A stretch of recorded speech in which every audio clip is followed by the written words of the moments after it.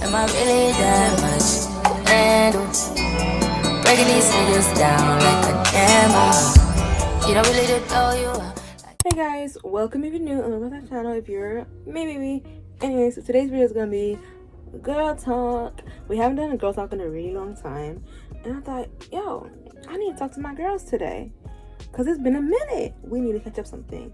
So these are some questions that I thought, my younger self would like to know, or if I was going through something, these are questions I would search up and ask other YouTubers. So I was like, why don't I do my younger self a favor and answer these questions? Because I'm sure there's girls out there who were same age as I was back then, asking these questions, not knowing what the answers were. So I thought I should be your big sister, your digital big sister, and answer these questions for y'all. So let's get right into this video. Y'all know once I got this book out, we're doing a girls talk. So yeah, as I was saying, let's figure out let me go to the page. Child, I'm over here rambling when I'm not even at the page I'm supposed to be. Okay, so the first question that I have is, should you lose your V card to a boyfriend, or should you just get it over with? Okay, this one I messed up on. I'm not even gonna lie to you. When I lost my V card, I'll do a story. I did a story time on that already, actually, on my channel if you guys want to watch it. But when I lost my V card, I was just trying to get it over with. I wished I had asked people advice on it, because I didn't. I just wanted to get it over with so that I can not care. But as I got older, I realized I should have waited, And I'm gonna tell you this when I'm telling you this. Listen. Wait for it. Losing your V cards to anybody is the worst thing you could do, because one, you don't know if this person has any type of STDs. Two, the person can ghost you like the way I got ghosted. Okay, because a lot of times guys just want that one thing, or if you're a guy and you're trying to lose V card, same thing could happen to you. Although people saying boys can't really lose their V card, well, if you've never done something and it's brand new to you, then yes, you can't lose your V card. Let's be honest, I clocked that. So that being said, I feel like losing your V cards just to anybody, like I said, it's the worst thing you can do, because so many things could happen. This person and you could fall apart and fall out, and they go tell everybody your business and all this stuff, make it seem like you're just out there when you'd never done anything before them. That could happen. I've heard stories and stuff I've heard multiple stories talking about that and people dealing with that. So I would just say, wait till you meet the right person and make sure you're comfortable and you're actually ready for it. I applaud to the girls who wait till marriage. I think that's the best option, is waiting till marriage to lose your virginity. But if it doesn't happen that way and life happens, like it did for me, because my goal when I was growing up was to wait till marriage. But I digress. Depression and neglect came to fruition, and that was the outcome. So I would say wait and make sure it's someone that you like and you guys have been dating for at least a year before you give your V card to them. And don't let anyone pressure you into doing something you don't want to do either. It doesn't, like, there's other people that you could be with. You don't have to settle and give up your V card just to make someone happy, because that's something you shouldn't do at all. So yeah, on to the next question. And this is a question that I also had as well. Majority of these questions I've had is like, how many times a week should you be intimate with your partner? Because I used to wonder am I doing it enough? Am I making my partner happy? And most of the time women don't even get satisfied during intercourse. So that being said, the women are just now learning to speak up and say what they want during intimate settings and stuff. So I would say make sure your needs are being met. One, to make sure your partner and you have the same libido, like Smex drive. Because if you guys don't, let's say you have a higher Smex drive than your partner, more than likely you guys will not be happy in that relationship when it comes to intimacy, because you don't feel satisfied because you feel like you need more, whereas your partner can do it once a month and be good to go. Like, there are people like that. And I remember when my most recent ex, him and I had the same Smex drive, which was what I think made everything beautiful. We had a lot in common when it came to like our hobbies and stuff. And we also had a lot in common when it came to our Smex drive. Whereas my second and third, my first and second relationship, we did not have the same Smex drive. There was a lot of issues with that whole situation, that relationship. So I'm just coming to say, like, make sure you guys have the same Smex drive. That's something I always discussed as I got older. Like, I think after 22, I started asking, like, dudes, like, how many times a day or a week do they like to do it and stuff, because I wanted to know. And I think that's something that you guys should ask your partner, is like, what's their comfort. And maybe if you guys can come up with a compromise, you can. That's what me and my second ex did. We came up with a compromise that fit our relationship and ended up working out in the end. We had other issues besides Smex, so that's another story for another time. But I'm just gonna say, like, ask your partner. Sometimes, honestly, before that person even becomes your partner, you guys should discuss these things in person, like during the dating phase, So there's that. Okay, on to the next question. The next question is, should I be upset that my man doesn't want to ask me to be his Valentine? I definitely had this question when I was like 18. My partner did not ask me to be his Valentine. My first ex, that is. And I was like, okay. So I asked him, I said, why don't you? And he was like, he doesn't believe in V-Day, and he doesn't believe in celebrating certain things. That to me was an issue, but I didn't know at the time, which is why we ended up being together for 2 years. And each Valentine's Day, he never bought me anything. He never did anything for me. I didn't even get anything for my birthday. Like, he never gave me gifts for any special occasions. And we were together from 18 to 20, so yeah, I was very young and dumb. Because I didn't know what I wanted, and I didn't know that was something that I strongly believed in, that I really wanted, in a partner. Now, as a 25-year-old, I know what I want. Okay, and I won't accept anything less.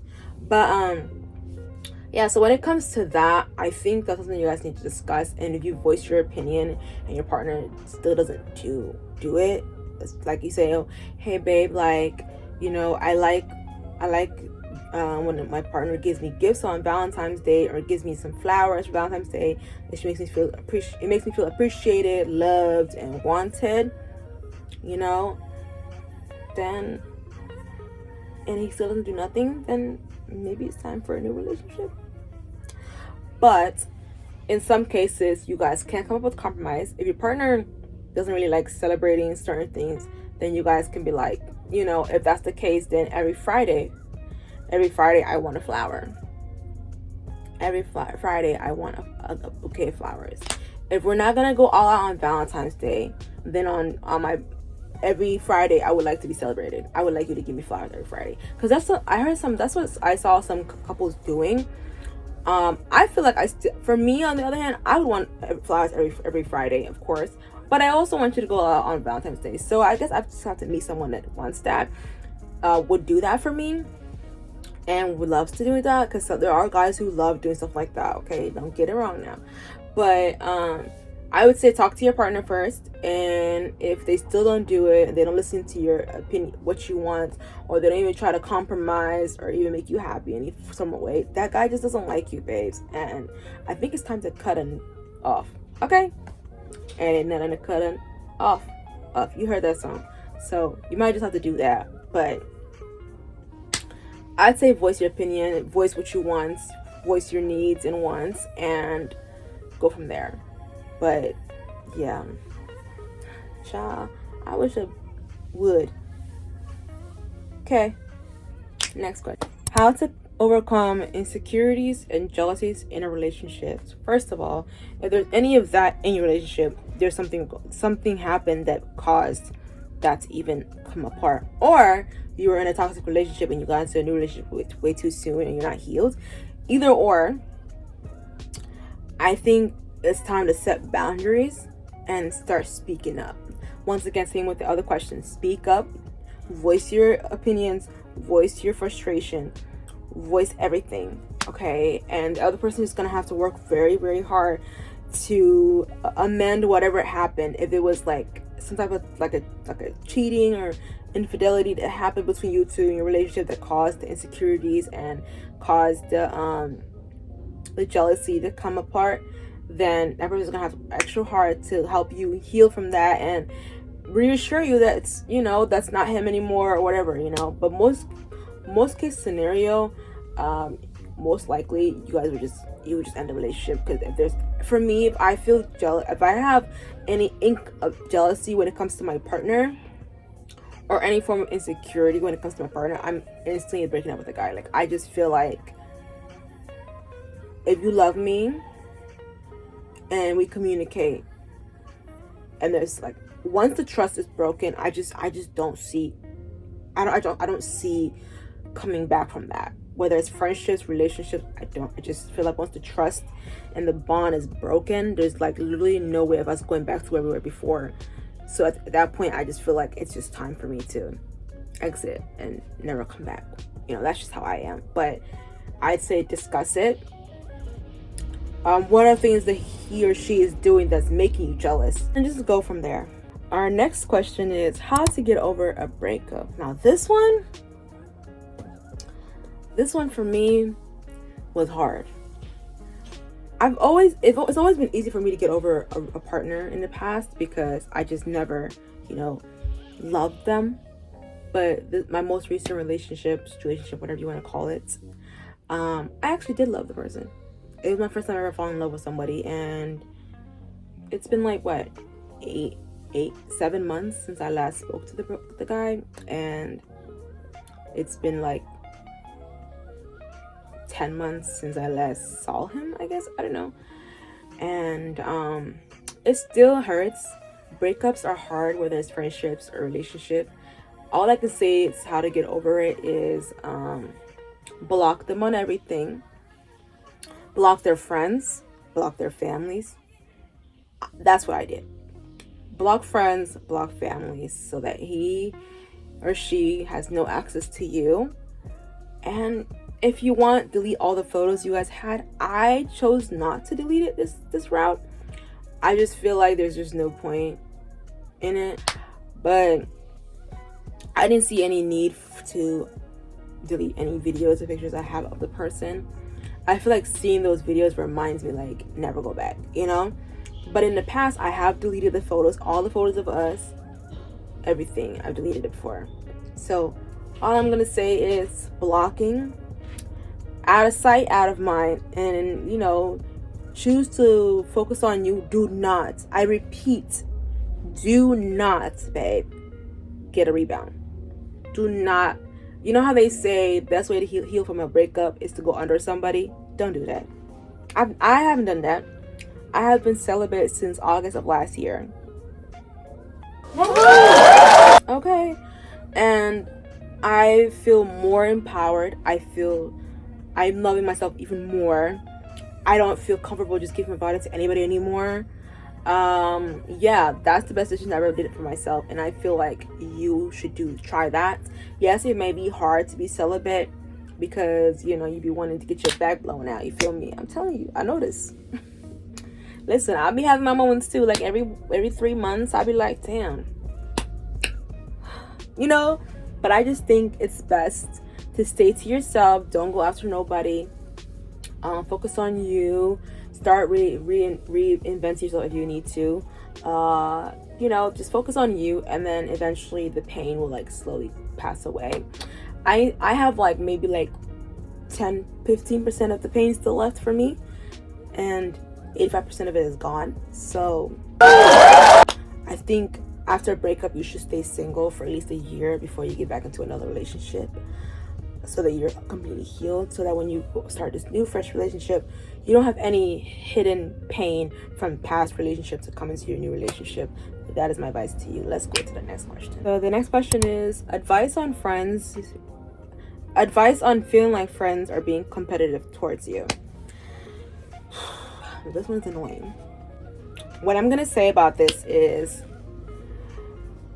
first, before you assume your friend, because first, this is what I always ask myself. It's like, am I assuming that my friend is competing with me? First, do your research. Like, check. Try to test them, okay?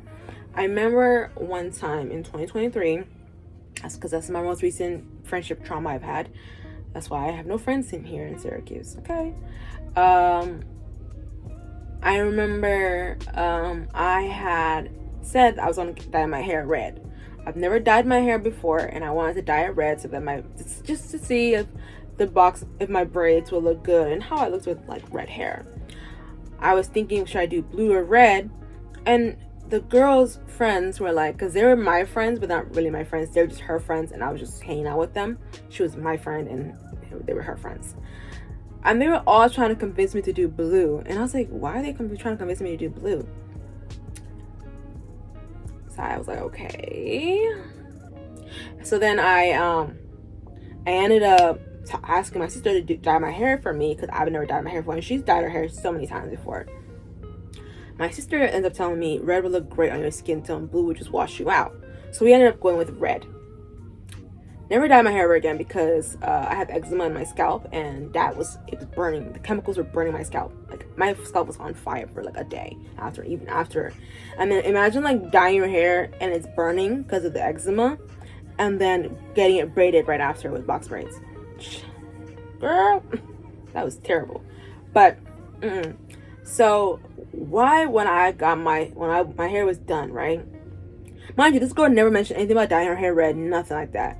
Literally the next day, she comes to my house with her friend. Her hair is dyed red. And then another time I get my lashes done. She takes a picture of herself and posts it on her story saying, no lashes needed. So I'm like, okay, now I'm not tripping. And then I asked like at least 5 different people before I made my conclusion that she was competing with me. Like, anything I did, she did. And if I did something that she wanted to do it, she would make fun of me about it. Those aren't your friends, babe. So if you like, all I'm gonna say is trust your intuition. There's a whole clip on TikTok about how like feel like your friends competing with you. Trust your intuition, because first is copying the things you do to wanting to steal your man. Oh my gosh! I'm gonna insert that clip real quick of that girl talking about it, and then we'll get back. Do not ignore the small signs. I will never forget me and this old friend that I had. We went to Roof Chris one day, and when we were leaving, you know how they have the wine bottles in like this casing? I always think that's super cute. And I was like, dang, I wish I dressed cute today so I can get a picture in front of the wine bottles. And she was like, oh, that would be so cute. We went home. Next day came. Y'all, why was I scrolling on my timeline? And this girl went back to Roof Chris the next day to take pictures in front of those wine bottles. And I know you're probably thinking like, that's not a big deal, because that's what my other friend said. When I said it to her, I was like, isn't that so weird that she did that? And my homegirl was like, no, that's really not a big deal. And, you know, I brushed it off. I let it be what it was, even though I felt that was some weird ass shit. I went against myself. I knew that was some weird ass shit. And I went against myself. And long story short, this is the same girl who eventually tried to fuck my man. We went from stealing picture ideas to trying to steal men. Isn't that crazy? But yeah, don't ignore the small signs of a bitch being a fucking weirdo. And y'all, the funniest part about her trying to fuck with my old man is that he told on her.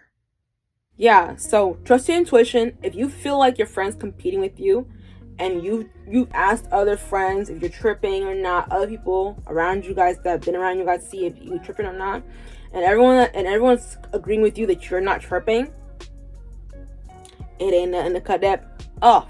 I swear to God, for me, like, my favorite thing about myself is I'm able to cut people off with no hesitation.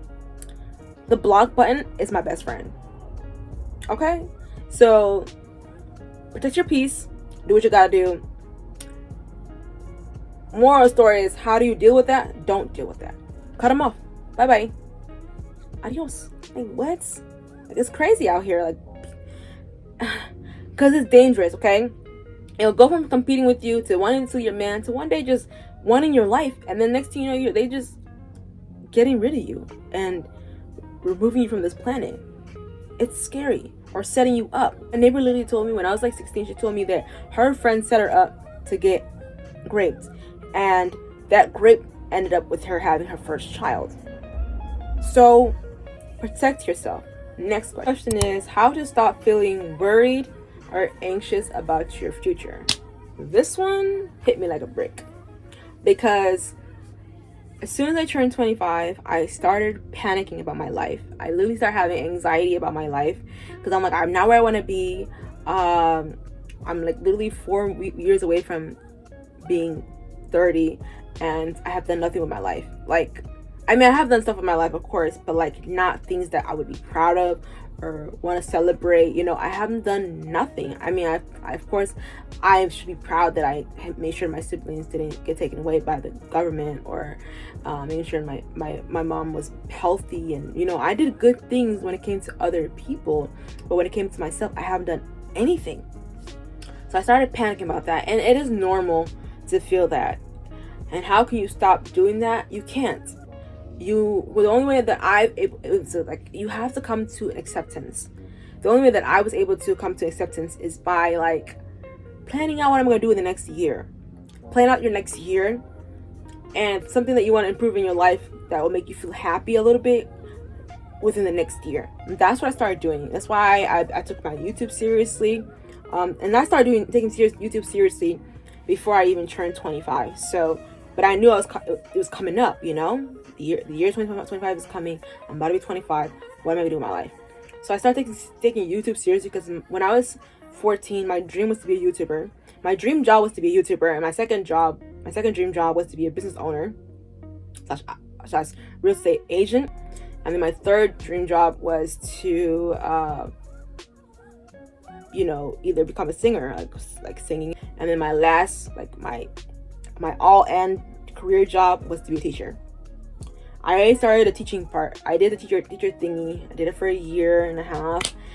Didn't really like it, but my dream job was to be a YouTuber. So I was like, when I turned 24, that was when I posted my first video. Like, I was like, yeah, I did it. And now this year I'm taking it very seriously. You know, at first I was just posting just to post, just having fun with it. But I'm like, this is your dream job. Like, this is your dream career. Like, you wanted to be a content creator. You wanted to be a YouTuber. But how bad do you want it? Like, that's what you have to ask yourself. Like, whatever dream you want for yourself and whatever life goal you want for yourself, you gotta ask yourself, how bad do you want it? If you want it bad enough, you gotta work for it. And that's what I've been doing. So my advice to you is, do not stop worrying about it. Do not stop being anxious about it. Just accept it. Come to acceptance that this is where you are currently, but where do you want to see yourself tomorrow? You know what I'm saying? Start journaling. I started journaling. Start journaling your future plans, what you want to see happen. Start manifesting. I will make another girl talk video talking about how to manifest and how to, I'll do all that for you guys. I'll do like an in-depth video about specifically future manifestations. But that's what I started doing, and I just started taking it seriously. And then, like, same with TikTok, I just been posting over and over and over again. Every day I'm posting at least 3 videos every day. And I've been doing that for the past 2 weeks now. And quite frankly, I'm proud of myself. Okay, I did that.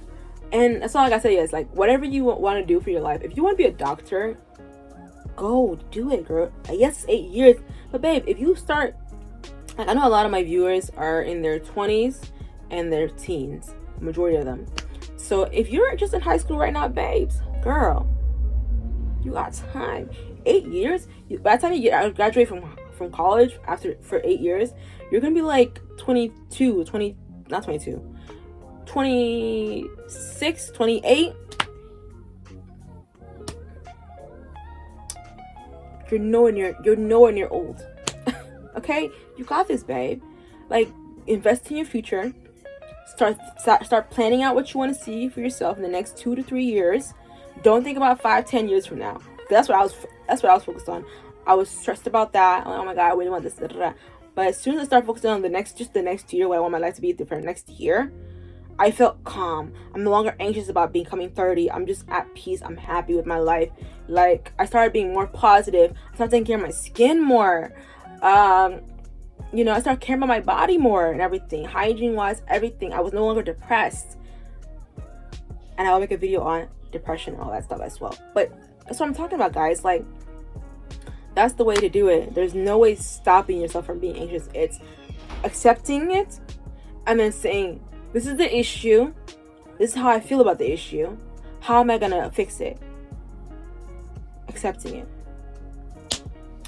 Alright, that is the last question of this video. Thank you guys so much for watching. I will see you guys in my next girl talk. Bye. High volume. Am I really that much?